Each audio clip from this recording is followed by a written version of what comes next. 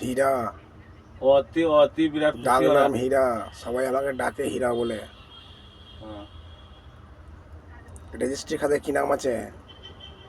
শেখ ইনায়েত আলী। আর জ্বলিয়ে দিচ্ছে কিন্তু জিজ্ঞাসা আধার কার্ডের জ্বলিয়ে নামটা দিবে আমার ভুল পুরাতন আছে, গ্রামে যে শেখ এমন ইনায় কথা আলী এমন করে জায়গা আছে। বলে দিবে আমি জানকে জ্বলিয়ে বহুতবার দিবে। ঠিক করতে গেছি কিন্তু ঠিক তুই করে দেয় বলছিস নাই। তো খারাপ পরশু পুরাতন গ্রামে জি শুধু অজুহাত দিয়েছে চারবার আমার। যা, চারবার যে এমন যেন কথা ঘরের লোক এমন কথা বলে দেবে না, তোর দমকে ছুটি দেবে। হীরার নামটা কে রেখেছিল?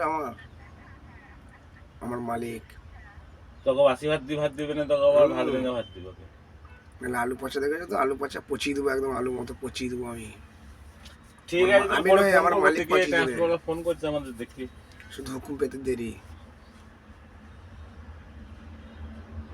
ঠিক আছে, আমি আবার বলছি যে এরকম করে আমার জিনিসগুলো খারাপ হয়েছে। আমার গাড়ির কাজ, আমি এখন গাড়িতে খালাসি করি, ড্রাইভারি করি না। আমার লাইসেন্সটা 8 মাস ফেল ছিল, কোনো রোজগার ছিল না। কেন রোজগার ছিল না সেটা রাজনীতি দিমাগওয়ালা থেকে জিজ্ঞেস করো। ভাই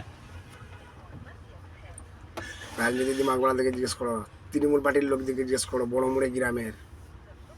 আচ্ছা, ঠিক আছে, নাহলে কালো কুত্তারা, জানো তো, কালো কুত্তারা গলায় চেন লাগিয়ে দেবো আমি একবারই। রাস্তা মায় ছেঁচুড়ে বেড়াবো খালি আমি।